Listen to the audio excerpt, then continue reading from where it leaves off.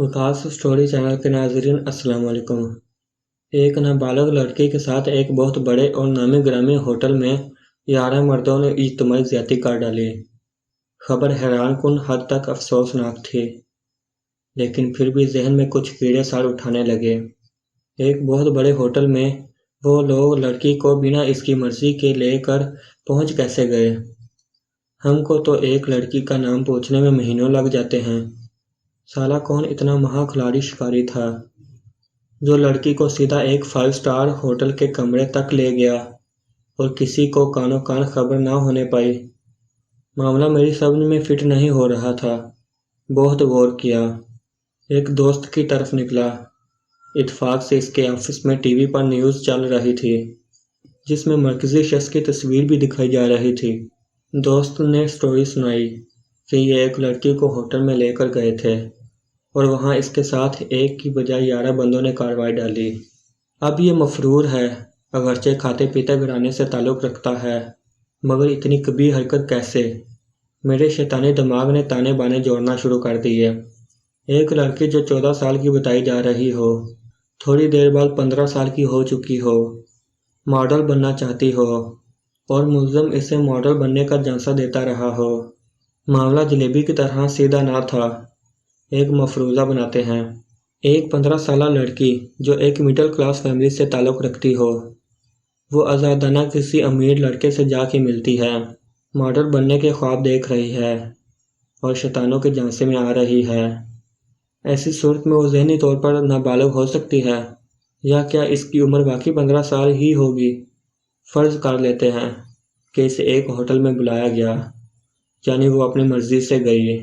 बिना मर्ज़ी किसी होटल में ले जाई जा सकती है, और वो भी ऐसी सूरत में कि एक बंदे ने रूम बुक किया हो और अपने साथ 10 बंदे लेकर आए।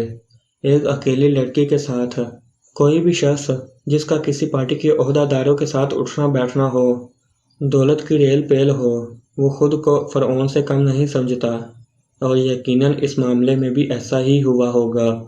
लड़की ने इतने ज़्यादा लोग देखकर ताउन करने से इनकार किया होगा। तमाम लोग नशे में टुन बदतमीज़ी हुई होगी, जिस पर लड़की ने लड़के के मुंह पर थप्पड़ मार दिया होगा। अब एक लड़की जो खुद अपनी मर्जी से किसी के साथ एक कमरे में मौजूद हो और ताउन ना करे बल्कि थप्पड़ मार दे, तो इस बंदे की अना किस कदर मजरूह हुई होगी। और फिर दमादम मस्त कलंदर हुआ। सब चार दौड़े, यहीं रुक जाएं। चार दौड़े, हाँ। साला एक बहुत बड़े होटल में एक लड़की के साथ 11 बंदे ज्यादती कर रहे हैं और साथ वाले कमरे में आवाज़ तक नहीं जा रही। अजब नहीं लगेगा? एक लड़की जो 2 दिन से घर से गायब है और बनना भी मॉडल चाहती है, तो क्या इसके घर वालों को इल्म नहीं होगा कि हमारी बेटी इसी सिलसिले में किसी से मिलने गई है?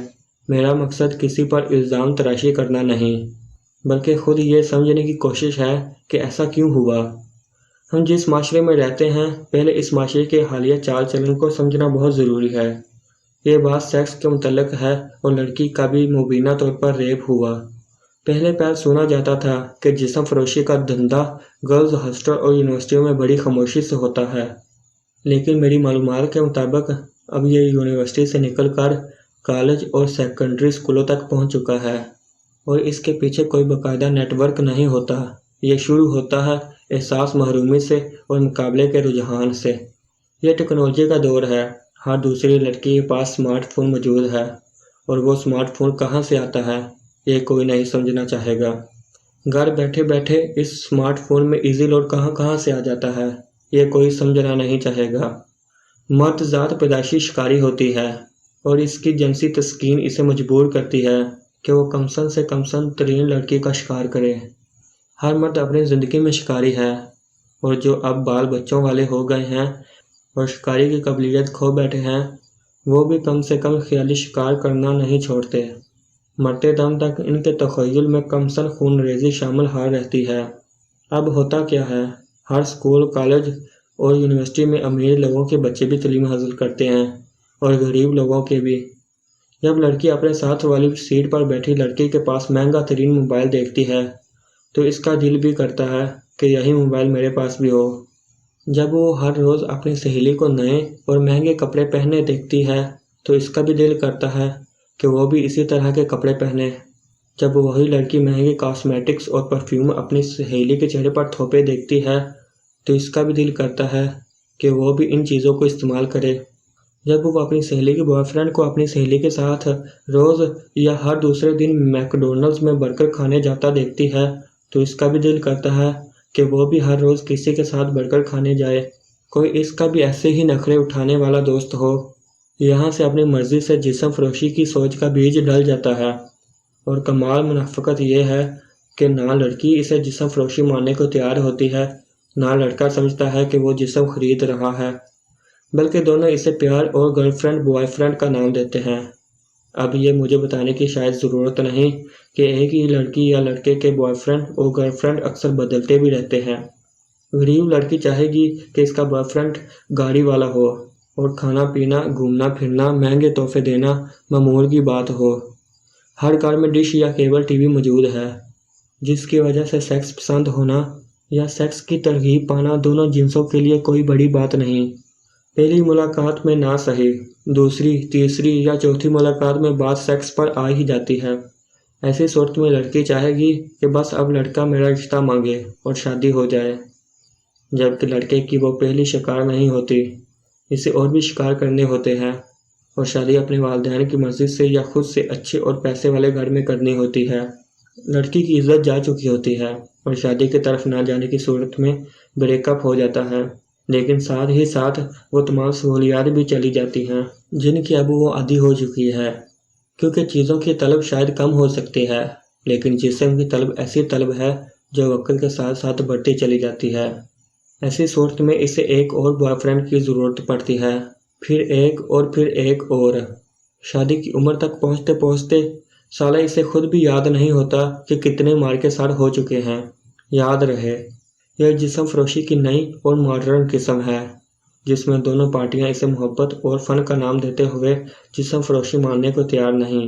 ایک تو وائف اگر اپنا جسم بیچ کر اپنے بچوں کے لیے روٹی خریدے تو وہ جسم فروشی ہوئی، اور ایک اسٹوڈنٹ اگر آئے روز اپنا پارٹنر بدلے، روز پیسے لے، ایزی لوڈ مانگے، موبائل گفٹ میں لے، لباس لے، پرفیوم لے، تو یہ جسم فروشی نہیں۔ ایسا کیوں؟ یہ دوہرا معیار صرف ہمارے معاشرے میں ہی کیوں؟ میں یہاں مرد ذات کو ڈیفینڈ نہیں کر رہا، صرف یہ سمجھانے کی کوشش کر رہا ہوں کہ حضور تالی دونوں ہاتھوں سے بجتی ہے۔